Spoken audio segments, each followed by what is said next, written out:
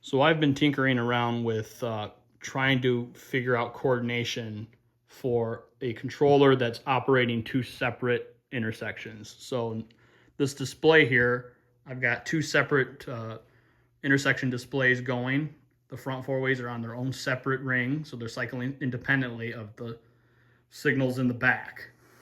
So I tried all different methods within the coordination parameters to get them to operate in tandem, and I keep getting error messages.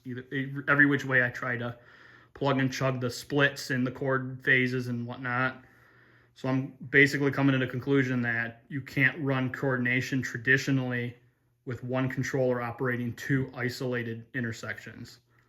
So that didn't stop me. I decided to use the logic builder, which is built into the X2 controller, which is essentially you can write programs, logic programs, for the controller to do various things when certain conditions are met.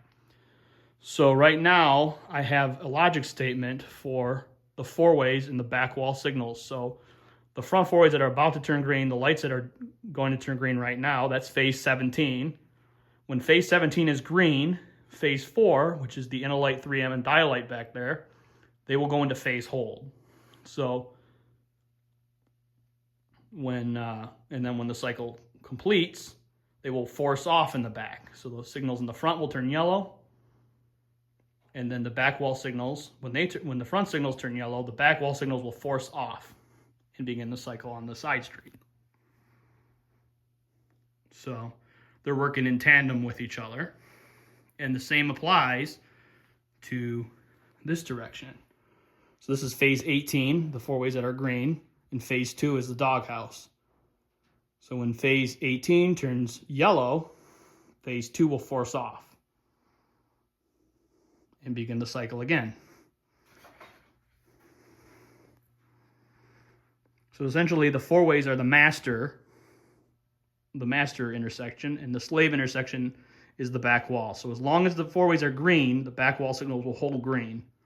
And then the logic allows for a few second delay. So that's why I don't get an instant yellow in the back. I get a few seconds delay before the back wall signals are forced off. So that's how that works. And then if you put in a call, so we're going to put a call into phase 4 PED, which is the countdown, and the McCain there near the cabinet. Now the logic is reversed. Because there's a PED cycle now in the sequence, I have to hold the front signals green, so phase 17 has to stay green longer because of the PED service.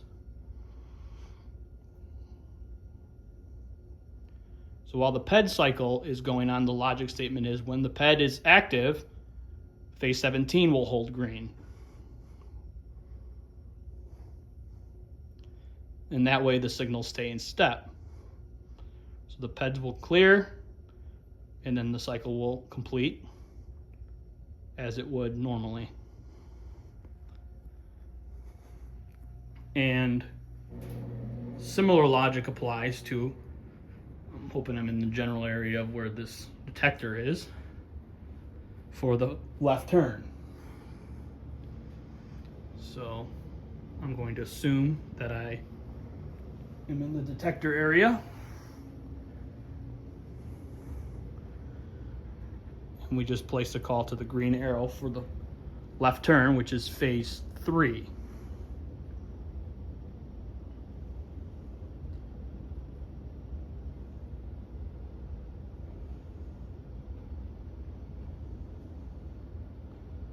So the same thing applies. Signals in the front turn yellow, force off the back signals. Left turn turns green.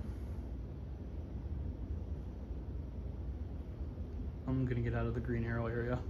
That completes the left turn sequence. The phase stays on the four ways, and then completes the cycle with the phase 2 signals. And just for giggles, we'll place a call to phase 2 PED, which is the ped over the cabinet, and 12-inch ped over here. And we'll kind of walk out of the detector area. And now we're going to begin the sequence for this direction. So these are phase 18 that are green. They're holding now green while the ped is active so that they stay in step in this direction. Once the ped is done cycling, the four-ways will turn yellow, complete their cycle, and force off phase 2, which is the doghouse.